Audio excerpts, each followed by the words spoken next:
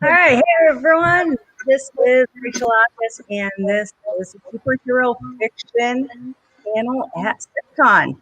Glad you are all here, and we got some awesome panelists with you today who love talking about superheroes, and we're going to have fun over this next hour. So what I'm going to do is just do a round robin and let the panelists introduce themselves. I know usually I introduce the panelists for them, but I think with this panel being a fan-focused one, I want you to say not just what your role is as a professional in the superhero industry, but also what you love about superhero fiction. So, Charles, who writes a CC Akiki. Hi, I'm CCKK. That's my pen name. My name is Charles. I'm author of the Pantheon Saga superhero fiction series, now on book 6 with 2 novellas and a couple short stories and ongoing. And I am a huge fan of comic books. I started collecting when I was probably about 11, 12 years old. And also a big fan of superhero fiction on TV and film. And for me, probably one of the best things about it is the thing I like the most is I love the person with godlike powers kind of struggling not just to save the world, but just trying to find that balance between the hero life and the normal life, and also just the origin of that. People who kind of find a way to make themselves better, even if they don't have powers. Great. Welcome, Charles. Kevin McLaughlin. Oh, you're muted, Kevin. Sorry about that. I'm Kevin McLaughlin. I am a multiple USHA bestselling author of 83 assorted science fiction and fantasy books, including some which kind of peripherally touch on our topic today. Superheroes, what do I like about them? Honestly, one of the things that I like best about the concept of superhero stories is how they tend to talk to the best part of our nature. Like to me, some of our old guard superheroes, Superman's, Supergirl, Flash, the Avengers, all this stuff, they're bigger than life, not because of their powers, but because of who they are and how they approach the world. I think, like, they're good guys not because they have powers. They're good guys because they're good guys to begin with. And so there's sometimes gray, but the gray isn't the hero. The hero is always at least trying to do the right thing, even when they screw up. And I like that in storytelling. That's awesome. Thanks, Kevin. All right. So now we have Jeffrey H. Haskell, another writer. Tell us about it, Jeff. Thanks, Rachel. I'm Jeffrey H. Haskell. I'm the best-selling author of the Full Metal Superhero and the Superhero by Night series. FMS is 9 books long, and Superhero by Night is currently 5, and it's going to wrap up after 6. Both series are in audiobooks and available to read or listen to.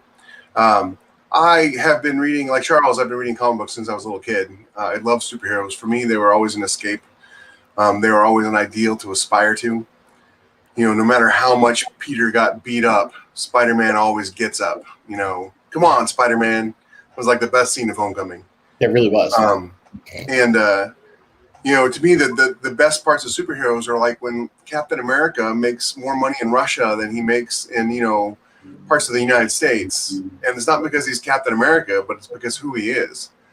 And those sort of idealistic, who we could be if we were just strong enough. That's what appeals to me about superheroes the most. Also, I learned to read on comic books. So there's always going to be that place in me where it's like I love the art of comics and the art of storytelling and the art of superheroes. They'll always be my first love. Yes. Yeah. With you, Jeff. Thanks.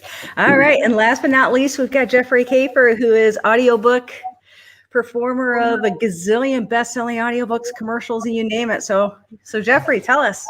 Hi, my name is Jeffrey Kafer. I am, or this panel, I've narrated a bunch of books in the superhero world. The Supervillainy Saga by Charles Phipps, Origins of a D-List Supervillain by Jim Bernheimer, And I've also done some of the Marvel novelizations, including Hulk, Hulk Smash, Nice. and Fantastic Four for Marvel. So I got to read the entire Hulk saga written by Peter David, which is incredible. If you've never read, I'd never read that comic, but that is such an amazing thing. The way he wrote Hulk for why he's Hulk was just so believable and so real.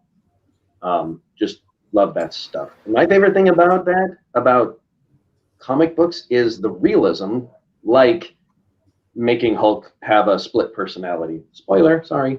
Or, going back to my favorite series, the New Teen Titans by George Perez and Marv Wolfman, that just the interpersonal saga, Yes. while also saving the world, is what's so compelling to me.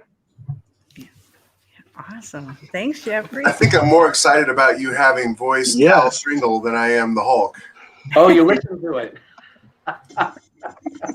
Or you read it, I guess. Maybe Multiple times. Oh, that's great. Yeah, you've done some pretty awesome works. Well, it gets me a free pass into Comic-Con every year, so that's cool. Oh, that would be an incentive. Yeah, it is. Do you get free guest passes to go with it too? I do, but because of COVID, I've actually never been to Comic-Con. I have these passes. Oh no! For the past 2 years, there's been no Comic-Con. I'm like, damn it. Man. I'll tell you this. Don't go on Sundays. Really? Sundays is like, that's kind of like, oh, we're gonna put like the dregs on Sundays. Like, you want to go probably between Thursday and Saturday. Those are the best days to go. All right, good to know. Thank you. Yeah. All right, so these are our panelists. I'm Rachel Ackes, as I introduced before. I'll be moderating this panel. My background on the superhero side is I post, it's an in progress serial on Wattpad as a superhero story called Judgmental. And then I'm also an avid comic book collector, have been my entire life. Like Jeff H., I learned to read with comic books, and I still read them probably as much as I do regular books today. So I'm a big comic book fan. So when Amy reached out to see if I'd be interested in being on this panel, I was like, heck yeah, this is going to be the most awesome panel ever. So yeah, how this panel is going to work is if you're in the audience, feel free to post any questions, comments throughout the way, and we'll be sure to get to them. We'll start off with just a few questions amongst ourselves that we've got canned. And then after that, at least half of our panel is going to be what I call the superhero showdown. And that is going to be some quick hit shotgun round questions that I'm going to be hitting all the panelists with so we can have some fun with this panel. But we'll get started off right with some good old typical panel questions. So let's talk about superhero stories. They've been around since basically Superman, way back 100 years ago now. So, and all of you have had some interest in superhero stories, throughout your lives. So how have you seen superhero stories evolve through the decades? What's some key changes that you've seen?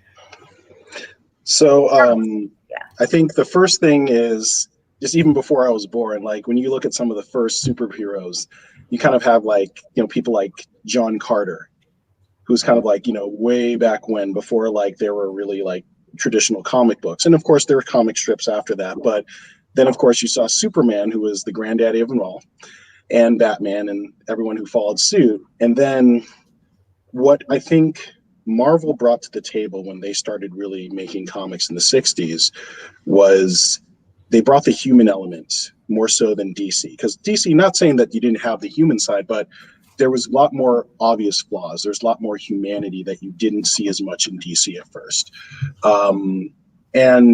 But I think the first really big milestone when it came to bringing superhero fiction, I mean, it was starting little by little. You had radio shows, you had some cartoons, but the big change was the first Superman movie, because that's when it's like, oh, okay, this is what we can do with it. Unfortunately, there was a law of diminishing returns after the first and second movie. And I think for a long time, people would make these shows, and with the exception of, say, cartoons, like maybe some stuff in the 80s, stuff in the 90s, the movies didn't really reflect this, or the TV shows. They would take out a key element, or they'd never take it seriously, so it would be hokey. And I think that you really started seeing the shift, at least on the film side. I think the first thing, a lot of people chart like the X-Men in 2000 and then Spider-Man in 2002, but a lot of people forget Blade in 1998. That was like a really serious film that a lot of people overlook in terms of the evolution of how we got to where superhero fiction films go now.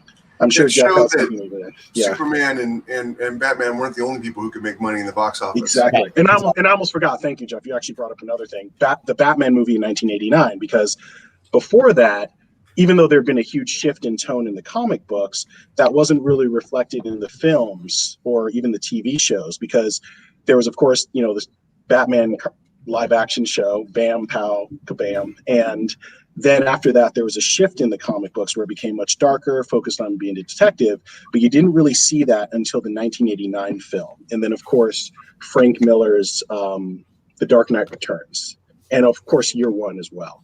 But then after jumping back ahead to where we were in 2002, this is when finally people started taking notice, being like, oh, we can actually make some money with these if we actually follow the source material. And it still took a couple years. Like, there's still a lot of bad takes, but Marvel then did it, and Marvel had a formula.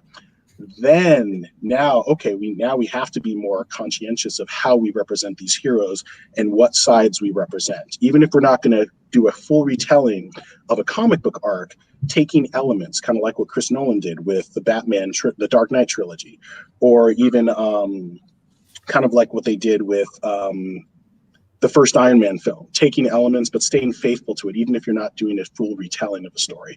That's where we started seeing this real evolution, and now we're seeing them in longer form with TV shows. So I think that even though unfortunately we've seen a decline when it comes to the written prose side, we've seen such a huge ascension when it comes to the TV, like whether it be TV or film medium.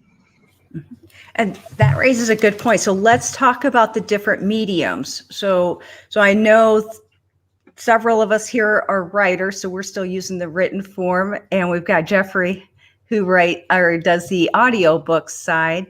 So what's let's start. What is your favorite formats? How do you think it best tells the superhero story? And then also talk about your particular chosen format on how it tells the story in a unique way you feel.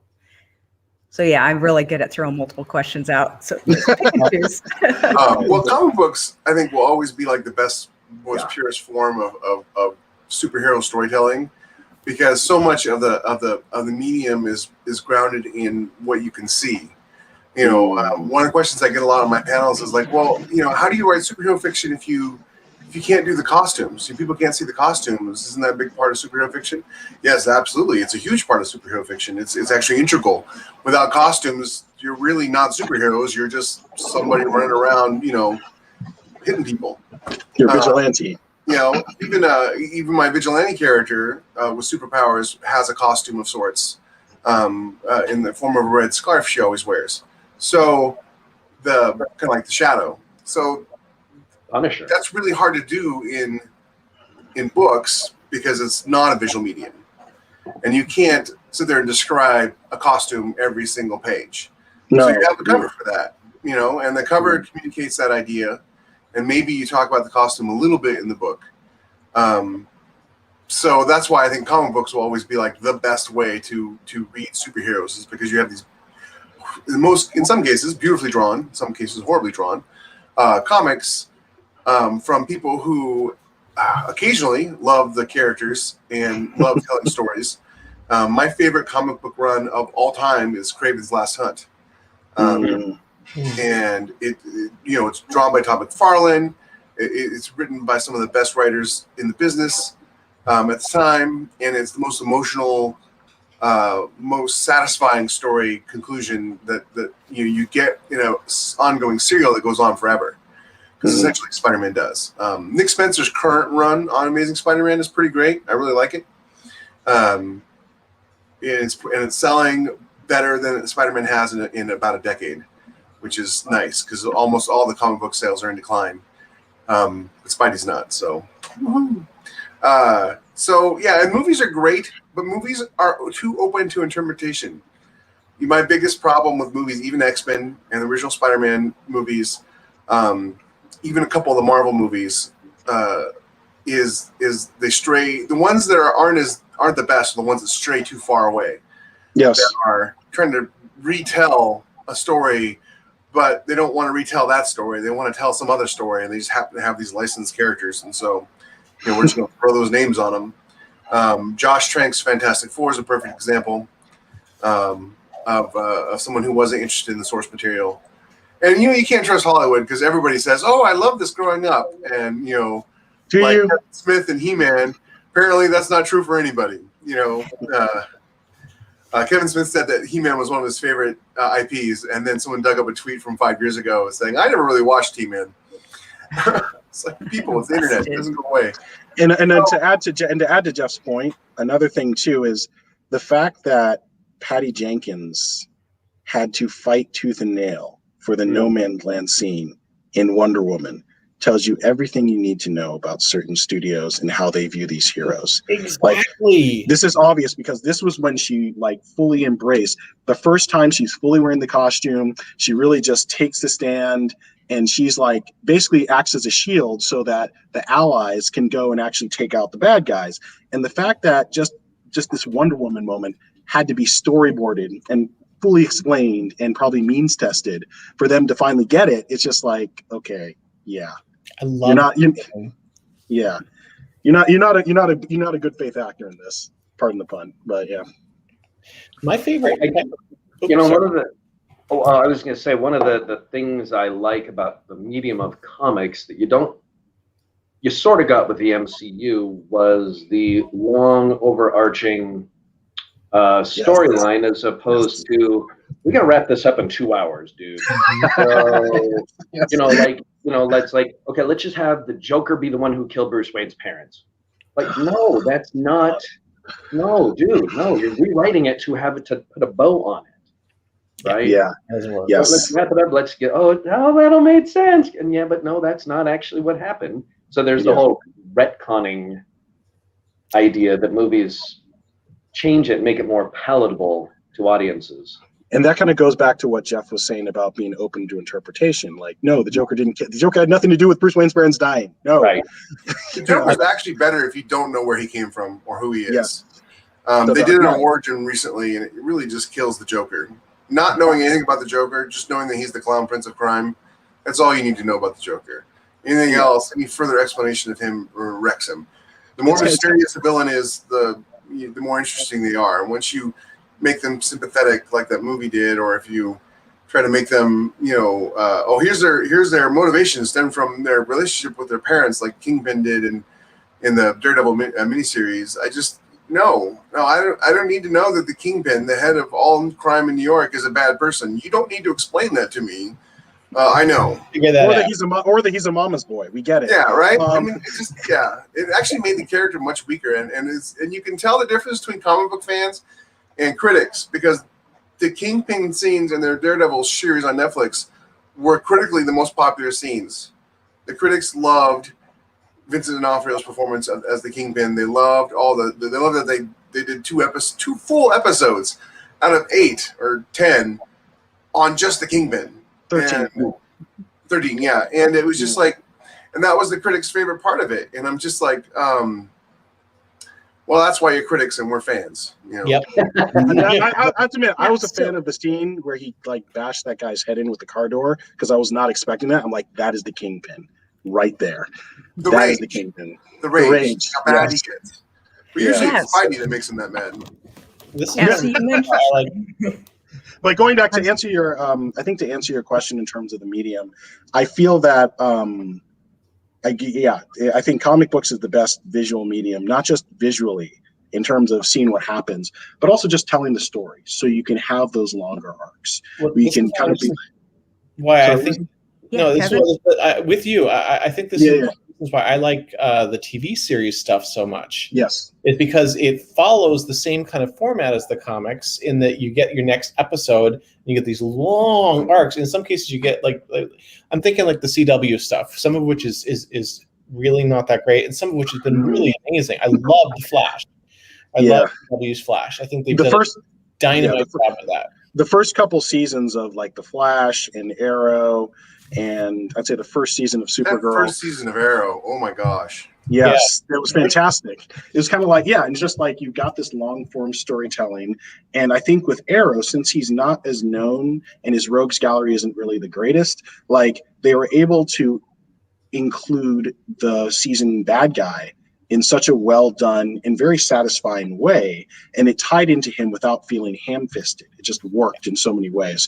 And then also going back to I think what Jeff said, one of the things that made the Joker work in the Dark Knight trilogy, particularly in the Dark Knight, is that we didn't know who he was from, but it was almost kind of like the whole second movie was based on a conversation at the end of Batman Begins. Retaliation, blowback, and or escalation, that's the word I'm looking for, escalation. So it's kind of like, okay, we're in bulletproof rounds, they start, showing holotip, armor-piercing bullets to get them, you start showing up as a bat, then we have this guy, this is the reaction. It's almost kind of like the Joker isn't even really a person, he's like a force of nature. He's like nature abhors a vacuum, and this new predator comes into the forest. Nature is going to have some type of retaliation to this new predator. There's going to be some type of thing. And that's almost kind of what the Joker was in that type of villainy. But anyway. So, Jeffrey. So going back, you talked about the change of the comic industry. One point that stands out for me, and I was like late high school, was the forming of Image Comics, where some of the best artists and writers formed their own ego-driven company, but best artists. I wouldn't say the best writers. Definitely not the best writers. The best writers. But it was artwork formed by the artists because they were tired, one of Marvel and two of the writers getting to tell how the story goes. Well, I mean, it ushered in an age of this ridiculously vibrant art, totally unrealistic character poses, and Rob Liefeld. Rob Liefeld. But you saw, once that became super popular, you saw Marvel and DC going, okay, maybe we need to follow suit a little bit, and they started to get bigger and more vibrant and more ridiculous. And then I guess the Image got swallowed up by Marvel again, right? Well, no. So what happened there? It's just the problem that they had is that, again, like you said, ego-driven. So it was a company, but it was also like it was several studios within the company, and then it just became almost like mini feuds and egos out of control.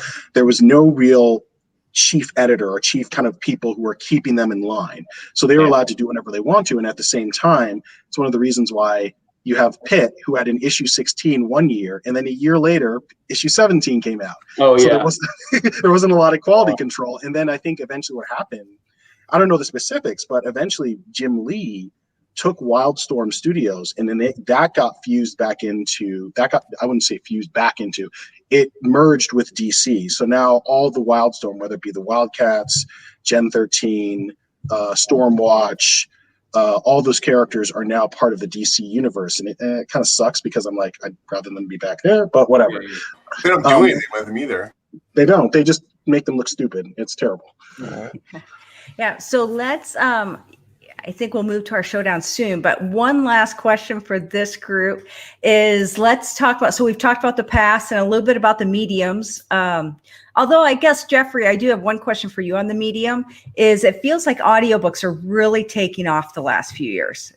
They're just growing like crazy year over year. Have you seen superhero fiction and superhero stories as being part of that boom? Well, I mean, audiobooks in general have double-digit growth, right? As people drive longer distances and do more, they've discovered more audiobooks. I don't know that audiobooks are a direct contributor to that. I mean, I want to say, yes, it's all about me. But I mean, that's not, there's a, I don't know, it's a tough question to answer. the medium of audiobooks for superhero fiction is drastically different than audiobooks for other mediums, for other types of books. Like a thriller, you have your main guy, right? Yeah. With audiobooks, there's so much more. We talked about open to interpretation. How I do all these characters is completely up to me, right? As opposed to, I don't know, I'm having a hard time putting words in because I'm not a writer. You know what I'm saying? There's a bigger umbrella of things we can do with superheroes, especially a comedy superhero like the ones that I tend to do, where they're bigger and more ridiculous. Did I answer your question, or am I just rambling? It is, yeah, because I was curious about, how audio is different than the written form and visual form even, because it is a completely different medium. About Sorry, that, Jeff, is the voice actor is so important for the audiobook. I mean, like for any audiobook, right? Mm-hmm. I always hear that the audience, your main audience on audiobook isn't coming for the author; they're coming for the voice actor. Yeah. People find like someone they like listening to, and then they listen to them no matter what they're reading. But with my superhero novels, when I was having them published through Tantor, who was a great company to work with, they've been really cool. But I Christine Catherine Roos talked about how you need to ask for everything you want in a contract, and so I made sure I had narrator approval. And they kept throwing narrators at me for the Wraith, and I was like, no, the Wraith is like Batman, and whoever speaks her, I mean, the character is African American, so I wanted an African American voice actress, but I also wanted somebody who could give me that menacing voice, that only an actor can do, because anybody can read a book.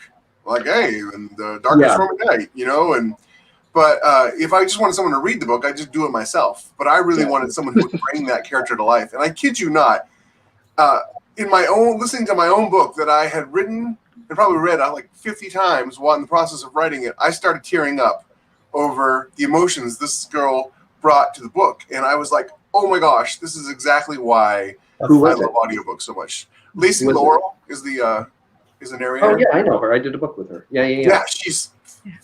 She can bring so much emotion to her voice, and then she also can do, the I'm Batman voice. So, anyways, so it's awesome. It brings your book to life, and especially for superheroes, where the voice can be really important, brings it to life in a way that the written medium just can't. And I actually was pretty fortunate with my series where I was working with Podium on my series, and they've been great with me, and to the point where I have 3 narrators for my book. Like I have 2 male narrators and 1 female narrator, just because I have 3 main POVs in the book, so it's kind of like you kind of need to have a female one, and it changes the dynamic. So it's not just a dude. No offense, Mr. Kafer, but no offense, just a dude trying to do a female voice, and it's sounding kind of weird. But it's like you have the female narrator doing the females. Mm-hmm. So it's duet where the female reads the female lines. Yes. So it's interspersed. Oh, so I think so. Yeah, I'm not checking that. That's harder. That's less common because it's more expensive to do. Yeah. Because you got to pay. Really cool from the sounds of it. Yeah. So that's great if you got them to do a duet narration for you. That's awesome. Or would be a triet, I guess. Yeah. Right. Yeah. Yeah. All right. So let's move on to our last question before we hit our superhero showdown. And this is about the future of superhero stories. And where do you think you'll go? Where do you want it to go? Either way, tell me what you think. So Kevin, can I start with you? Or, Jeffrey, if you want to. It's okay. No, I was just popping my neck. Sorry, Kevin. Well, I think we're seeing a massive superhero renaissance right now because we've got the Marvel movies that are exploding. Making $1 billion a movie. Like pretty much like way more reliably than I would have expected, which is terrific. And I think that's fueling a big thrust into more TV shows.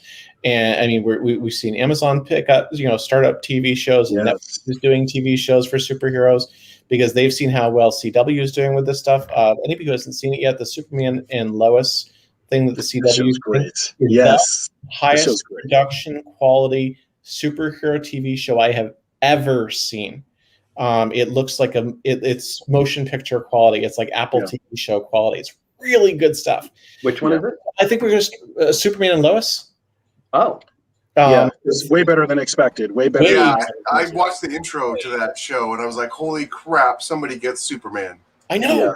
right? And the thing that's great about it, but just with on Kevin's point, it tells Superman, but it tells a different story that we have not seen before, while still holding true to the character. So, and I think the big fans are starting to get a little bit tired of hearing the retelling of the opening story, of the origin story, over and over and over again. So I think we're starting to see that drift away from that a little bit, and now we're starting to see things where we have a Superman show which has nothing to do with the origin. We have a Spider-Man movie which happened that has nothing to do with the origin. So we're starting to see these. You already know how they got their powers, guys. Here's what's happening next, and I think we're starting to see more of that kind of thing, more of that kind of change too. Mm-hmm. And yeah, going to basically what Kevin was saying, I think if it's a hero that's already had screen time before, people are tired of the origin story. If we know how they got their powers, we get it. You don't need to tell us again. And I feel that let's just drop us into where he is now. Where he is now, where they're going. Now. Yeah, mainstream. And I think that kind of like what Kevin's saying is that we're seeing not just the film medium now, we're also seeing the TV show medium, and we're seeing that they're able to now tell a longer arc. They're not just kind of like what Mr. Kafer said, oh, we're going to wrap it up in like 2 hours, 2.5 hours. It's like now you get to actually draw things out, let them breathe, literally show the character evolve and react to certain situations, and not just compress it down to a film format. And also, I feel with films now, the films are getting more creative. They're able to veer outside of the box, because there was a bit of a container, there's a bit of a formula. There still is to a degree, but I think now we're seeing with, say, Shang-Chi, we're seeing something that's a little more in the mystic, but martial arts. And then you're seeing the Eternals, which, jury's out if that's going to be good. I'm going to give it, cautiously optimistic. Rocket Raccoon was good. Yeah, Rocket Raccoon, but it's just like the Eternals is like you have these space gods among men. So you're seeing them kind of veer out into more subgenres within the bigger genre, which is great to see what they can do, because again, you can only do the same thing so often where it's just like, okay, we've been there, done that, bought the t-shirt. Mm-hmm. Not sure how the written genre will go. And like it's kind of like Jeff said, it's in decline. So we'll see if they're able to evolve. Yeah, the funny thing is with Marvel making the billions of dollars they've made over the last 10 years, the two mediums that have not seen a spike because of it are comic books and books. Mm-hmm. Superhero sales are not impacted by the movies being released. You think they would be, but they're not. Mm-hmm. I released an Arsenal book 2 days after Endgame, and it was not my best release ever. It wasn't my worst release, but it was just average. And I track my numbers on everything. And so it's really interesting. The thing is, the superhero fiction genre is such a niche that not only do you have to be someone who loved reading the comic books, not only do you have to love reading, you have to also love reading about superheroes, and so you have like all these qualifiers that remove people who are otherwise readers who won't read a superhero book because they don't read comic books. And then you have comic book readers who maybe aren't readers, so they won't read your book. And then you got people who only like the DC and Marvel stuff, so they won't touch indie stuff. Mm. And so, all of a sudden you go from having you think this huge giant audience of millions of people who'd want to read your book to maybe 100,000 people in the whole world, and if you're good enough, and those of us here are, Charles and I are, not to toot our own horn, but we're two of the best-selling authors in the superhero genre.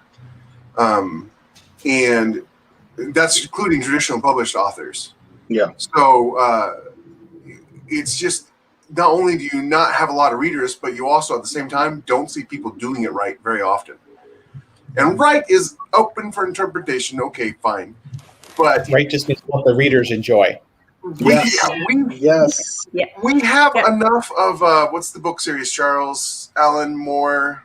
Oh, Watchmen. We have enough Watchmen. We don't need any more Watchmen books. No, we don't. Every writer who comes in the superhero genre wants to do two things. They want to write the next Watchmen, which is not superheroes, FYI, or they want to write the story about the person with no powers in a world of superheroes. And it's like I've heard those two stories so many times and seen them in book form so many times. Didn't you do that? It's ridiculous. Well, You did that. So Jeffrey, yeah. the definition of No, I didn't do it. superhero has changed a lot. And what their role in society is. Superhero stories like science fiction are really critiques of the current day, right? The X-Men and the whole mutant thing was a mirror of the civil rights movement. And we've got, Doom Patrol, for example, tackles the you would never have seen a trans street. They do the things that are relevant to today. So I think where superhero fiction goes is going to be dependent on where society goes. I, for one, I enjoyed Watchmen, but I also like sort of the oddball heroes. And this is where those people who, such as yourselves, who are writing superhero fiction, can take the genre to new levels. Doom Patrol, Umbrella Academy, The Boys, these are all not typically what you would call superhero stories, but they're absolutely compelling. And the thing is also Invincible. Even though Invincible, right. Jessica Jones, that's actually a good quote. Thank you, whoever's Alias. Thank you. I think with Invincible, even though it has the sheen of a very traditional superhero story, it's very unique in kind of how it kind of played with those tropes, the twist it took, subverting expectations, but doing it for a reason, not just because. And more importantly, it also had an end.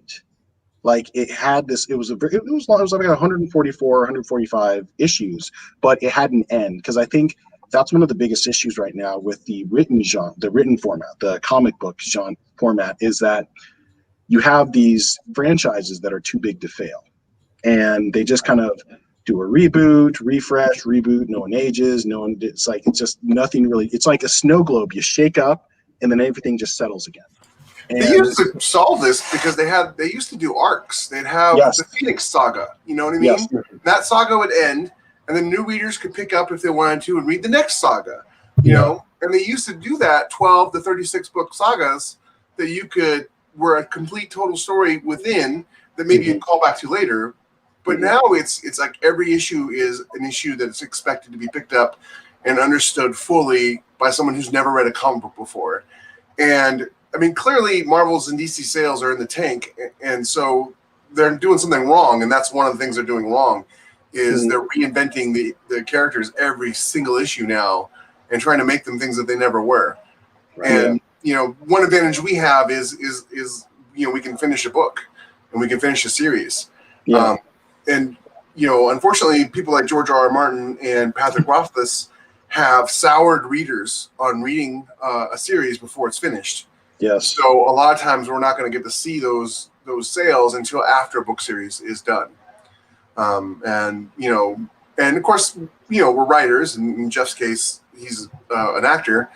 We're not going to stop being writers and an actor just because the book series is over. You move on to the next series and you keep going.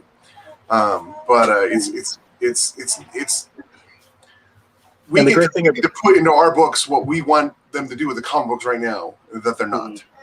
Yeah. And I think hold on. Okay, yeah, let's wrap up this because I know we're running out of time, and I think from the comments perspective, I think we're good. So D11 Sun, when you asked about the trend of superheroes, I think we answered your question, because without a doubt, I think there's always going to be superheroes. I love them, and there's going to be a lot of rabid fans out there like me that's always going to love them. So I don't think it's going anywhere. No, definitely not. So let's. Yeah, time for our superhero showdown, and we'll probably have time for just a few questions because it looks like we're about 40 minutes into our panel already. So what I'm going to do is for the panelists is I'm going to hit you with a question. You answer it. There can be a light amount of banter if you want to beat up on each other, but otherwise we are just going around letting you say what your favorites or not favorites are. So yeah, put on your gloves, get ready to fight. So What we're going to start with is, let's see, and I've got all kinds of questions, so I'm just drawing them out of a hat here, basically. But who is your favorite superhero? Kevin. Supergirl. There you go. Kiefer. Batman. There you go. Haskell. Spider-Man. Ooh. And KK. Not one person. X-Men. That's cheating. Which of Cheating. Kevin, which I like a Supergirl? lot of them. I can't choose. I like Man. children. Kevin, which Supergirl? So Supergirl has a special place in my heart because of she was my favorite hero as a child. And the thing that I always liked best about her was the idea that her core strength came from basically just giving a shit, from caring. Her compassion toward other people and her desire to help was like one of her biggest strengths, and it just appealed to me as a little kid. And so I've always had a soft spot in my heart for for that superhero. So was it Kara Zor-El or Matrix? Kara Zor-El or Matrix? Kara Zor-El. Okay. He's a little. So who's tougher, Supergirl or Spider-Man? Oh my God. Who would win? Who's tougher then, Supergirl or Spider-Man? If you're going to come into fight, I was talking, you're asking who would win in a fight or who's tougher? Because who's tougher is Supergirl. She's the girl of steel. She's a sun who would goddess, win in a basically. fight? Spidey. Spidey. Spidey has more heart than any hero in any book. Okay. I'll buy that, but you know, Supergirl. I mean, he might be broken and beaten by the end, but he beat the Juggernaut. He could beat Supergirl. This is true. Possibly. That's possible.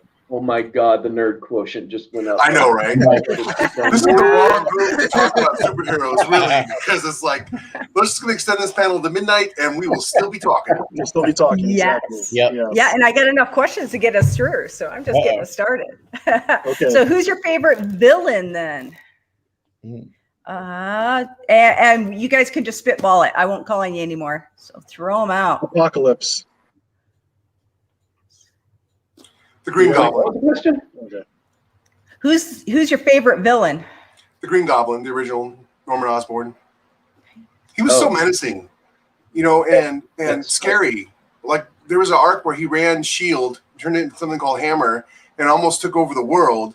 Dark Reign. And, you know, you had some of the most powerful superheroes in the world afraid of him.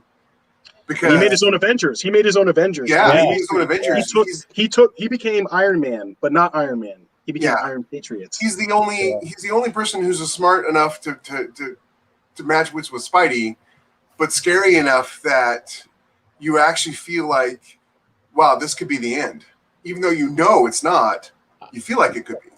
I'm actually going to go with Green Goblin too, because again, reaching back to that childhood me, the 6-year-old who was trying to go to bed, and I could, in the dark room, I could totally see that guy sitting on that ground in the upper corner of my room. Actually, you know what? I'm going to take mine back. My favorite villain is Magneto. I love Magneto because of what he stands for, and because he's basically somebody who, in his mind, he's right. In his mind, he's not the villain here. He's the hero. And going back to kind of what Jeffrey Kiefer said about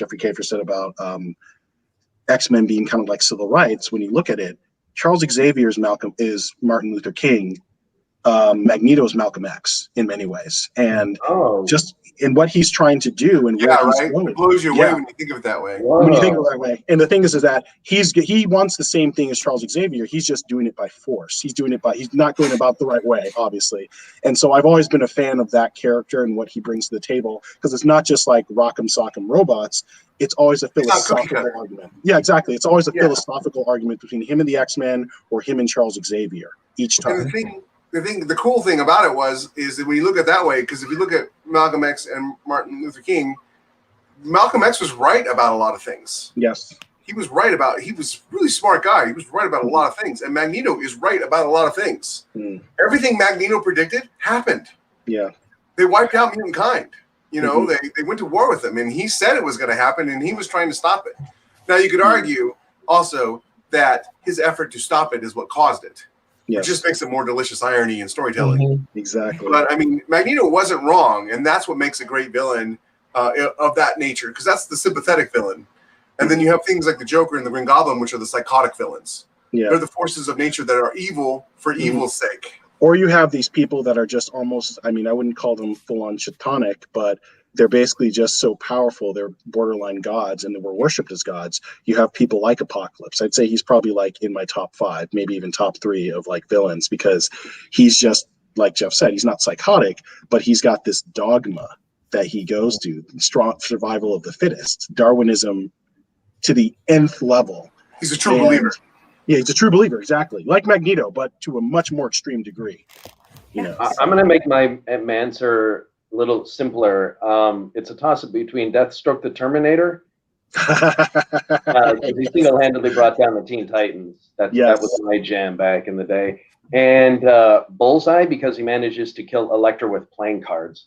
I mean, come on. Oh, right. Yes. And a very sharp sword. That was after the sigh. Right? Because I was just like, wait. I was like, oh yeah, that's right. And then she crawled across town to get to. Yeah. Okay. Yeah. Okay. So wait, I got a question about supervillains. Why are they always totally ripped? Does Dr. Octopus need to be totally freaking ripped? He's not. Doc Ock never ripped in the just like comics. every woman superhero has to have giant boobs. It's just natural when you get the power. Well, that's not technically true either. But no, Doc Ock was never ripped in the comics. In fact, there's a really great Spider-Man issue where Spidey goes to Los Angeles chasing MJ because they're having trouble with their marriage, and he's trying to convince her that he loves her and he'll make time for her. And Doc Ock attacks, and they're fighting. And Doc Ock's basically, he's like a fat nerd with arms, with the mechanical arms. And Spidey's like, you forgot something, Doc. I'm stronger than you. And he takes one of the arms and he jams it into an electrical box and electrocutes both of them. But Spidey is stronger. Doc Ock isn't the best example. But I hear you. But that's sometimes the annoying thing. As much as, even though I do like Spider-Man as a character, that's the annoying thing sometimes. Where I'm just like, okay, why didn't you do this before? Like with Doc Ock, or even like with Kingpin. Why did the Kingpin give you any problems? Because there was this one thing where, before he made a deal with the Space Devil to, save his Aunt May. No, that didn't happen. La la la la. We're just about out of time, so I am going to skip through our question. Kevin, did you have a villain you wanted to give us before I go to the last question? Oh no, I was with Jeff. I said Green Goblin. Oh, okay. Yeah, sorry, missed that. Mm-hmm. All right, so then let's see. Which one will I go with? Which superhero or villain would you like to see on the big screen? Properly or just never seen before? Doesn't matter. I would love to see a proper, finally good version of Doctor Doom. We've never seen that. Because he is such an overarching villain, where obviously he's the Fantastic Four's main greatest nemesis, but because he's like a ruler of a country, that affects so much, because he affects everyone on a global scale. So it would be great to see finally the definitive version of a Doctor Doom on screen. I'm guessing we'll see him pretty soon with both the multiverse and the Skrulls out there. Yeah, I hated both those movies. Doctor Doom. Neither one of them was Doctor Doom. There's no reason for it. I mean, yeah, it was just stupid. For me, it would be the New Warriors, the original New Warriors. If Marvel came to me and said you could do any comic you want, or you could film any movie you want, I would be like, I want to write the New Warriors, the original New Warriors, Speedball, Nemorita, Nova. That team was really awesome for me. And I was a teenager, a little bit older teenager, when that came out, and I collected the entire run, and it spoke to me, because it was these kids who were trying to make a difference and screwing up over and over and over again, but they were trying, and I really liked that as a team. So yeah, the New Warriors. And the thing about the New Warriors that was great is that, with the exception of saying that, sorry.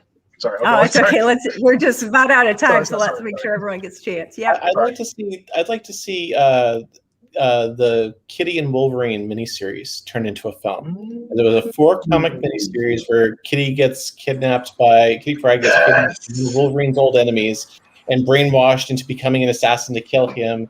And he goes and rescues her, and together they fight the bad guy. Yes. Kirigari, yeah. Good miniseries with a lot of deep stuff, deep information about both of those characters, and it told us a lot more about Wolverine, and it grew Kitty up a lot as a It character. turned her into a real character. Yes. Yeah. She wasn't I just really like that mechanic. miniseries. I'd love to see that as a film. Yeah. Judas Contract. Yes. Well, you said you like Deathstroke, so Yes. that makes sense. Well, the Titans are my jam. Yeah. I would love to see a Teen Titans movie. Like too. I can't stand that show. It's too And- dark. Yeah. It's too dark. really dark. I Hey, swear, hey, it's like The hey, Boys. People are in love with superheroes who swear and are bad. I don't understand. Here's something we've never seen. How about a good Batman origin story? It's coming up. I've never heard that before. Yeah, right behind the Spider-Man origin story. And, But one thing, real quick, just a real quick thing, just adding to kind of what Jeff said about New Warriors, with the exception of, say, like Namorita, one of the great things about the New Warriors is that they weren't just kind of like a spin-off team, like, say, the New Mutants were from X-Men, or the Young Avengers were from the Avengers, or even the Teen Titans were from the Justice League. They were kind of their own thing. And so there are these characters that are trying to establish themselves. And that I find is very fascinating, because so often you're just like, oh, they're just like Batman Jr. or Captain America Jr. or Statures, basically Scott Lang's daughter. It's just like, no, these, with the exception of Namorita, who was like Namorita's cousin or clone, whatever. She basically, it was just a brand new team. Namor's cousin, clone cousin. Yeah. No, that was the great thing about them, is they were a bunch of D-list superheroes who they made great, through that comic. yeah, there's a lot out there I'd love to see on separate just spin-offs. I mean, those little one-off series like Long Shot with Mojo, it's some of those that would be great, stand on their own. I love which would be Long Shot. fun, Rachel, you got cred, girl. Like, yeah. Yeah, and then you got some of the other teams like Alpha Flight that just never got, Oh my god. Yeah. or Or even Atari just Force. That one could be totally fun, like Guardians of the Galaxy. But Yeah, or even just kind of doing something like, even something as simple as just seeing, God, I spaced on it, but whatever. Just some of these kind of smaller arcs, these more personal arcs for some of these characters, like even just if they did the Asteroid M series, right, like the first 3 episodes of the second volume 2 of X-Men, or even doing like how we kind of seen Wolverine in Japan. Like seeing it with, I think Kagari is the name of that demon samurai warrior, but seeing kind of his whole backstory with Team X and Omega Red, how Omega Red was part of that. That'll be a fantastic origin to see as well. Yeah. So, yeah, Wow. so I think we'll start seeing a lot we'll more get the Great X-Men. Lakes Avengers and the Incredible Squirrel Girl. I like it. I think that would make a good Animal, mineral, vegetable man. the Kingdom Come graphic novel. You guys have read? oh I yeah, think that would make a really good DC movie, especially since now they've introduced most of the main players in their own films. Mhm. I think that could be a decent one too. Or doing Elseworlds, doing some type of Elseworlds. Maybe they could do it the way Marvel's doing their What If series. That would be a great thing for HBO Max. That would require somebody to be in charge. That's true as well. And right now it looks like it's going to be Discovery. So Yeah. Disney. All right. My money's on Well- Disney, not NBC. I feel like we could go on for another 6 hours because I know I've got enough questions for that. But unfortunately, we've got other great SFFCon panels that we all have to go to. So for the panelists, I thank you all. I want us to wrap up with each of you saying where people can find you online. And then maybe mention a superhero story. It could be your own, someone else's. It could be a show, movie, you name it, but something that you recommend people should watch after SFFCon is all done. So let's go through. Charles. you can find me at ccekeke.com, or you can find me on amazon.com. You can find my books, The Pantheon Saga. If I was going to recommend anything, I'd recommend my books, because what I'm doing right now with my series, it's basically you see the origins of a bad guy, the origins of the good guy, and how they become each other's greatest nemesis. I always think that's a fascinating type story. And I'd say if there's another book that I would recommend, another series I'd recommend, it would definitely be not just, fluffing them up or anything, but I'd say Jeff Haskell's in Full Metal Superhero series. I'm on book 4 right now, and it's like some of the best superhero craft and prose that I've read recently. So I would recommend his. All right, thanks, Charles. Kevin.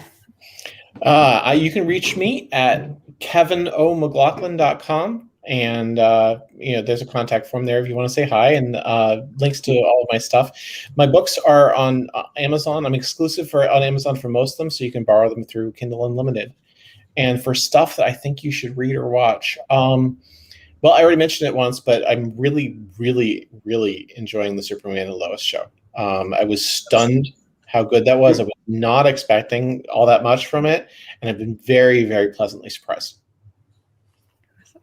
Thank you. Jeff H. You can find my stuff on Amazon.com or JeffreyHaskell.com. All my audiobooks are available wide everywhere audiobooks are sold. And I just recently was informed that there's actual CDs for sale now with Arsenal. So if you're one of those people who like CDs, you can go get those. I've got two brilliant audio narrators. Emily Beresford does The Full Metal Superhero, and Lacey Laurel does The Wraith, and I can't say enough good things about them. If you're not going to read my books, which something's wrong with you if you don't, I recommend. I'm gonna throw back at Charles here. When he first told me he was writing a superhero novel, he said, "Hey, I want to do this Pacific Islander Superboy story." And I was like, "Wow, I've never read someone's take on Superman before," but then I read it and I was like, holy crap, I've got some competition. Really good. Nice. So he does a lot more swearing than I do, but which I don't do any swearing. So any swearing is more swearing than I do. But if you want to take a slightly grittier superhero story, but isn't too gritty, and have it be have a Superboy kind of a feel to it, then yeah, Age of Heroes is definitely the way to go. Thanks, Jeff. And finally, Mr. Caper. You can find all of my 700 whatever audiobooks at audible.com/Jeffrey Kafer. That's REY, not ERY. And I mean, I'm not a British butler. There's only one way to spell it when you're, anyway. I should have included that on the showdown. And I would recommend, I mentioned this at the beginning. The book is The Incredible Hulk, What Savage Beast? It's the novelization of the Peter David series on Hulk. And I narrated the audiobook. If you don't want to listen, I think you can buy an old-ass paperback book on Amazon. But it's completely changed. Yeah, I narrated from a scanned-in PDF. It was kind of funny. I ordered it. Kevin just ordered it. I'm going to get that. It's kind of funny. But it's the entire arc of Peter David's, and he really redefined who Hulk is and why he's the Hulk and why Bruce Banner, is the way he is. So it was a fascinating read for me. I really enjoyed it. That TV show isn't canon. Knock it off. No. I got them confused. Well, it's funny because in that book they make reference to that they sort of poked fun at that aspect of the TV show, changing his name for stupid reasons. Like they did in the movie too, which was dumb. I like your humble brag, Jeffrey. My 900 audiobooks. Well, 700, but I mean, who's counting? It's 700. Yeah, it'll be 900 next I think month. you are. Yeah. Was that a bit much? That might have been a bit much. All right, we are at top of the hour, so thank you all for joining us, and have fun at the rest of SFFCon. Rachel, where do we find your stuff? Yeah, where do you find you, Rachel? Okay, real quick, I'm Rachel Ackas, www.rachelackas.com. You can find me on Amazon, Audible, and Wattpad. So Awesome. All right, thanks, and see you guys all later. Take care. Bye. Bye.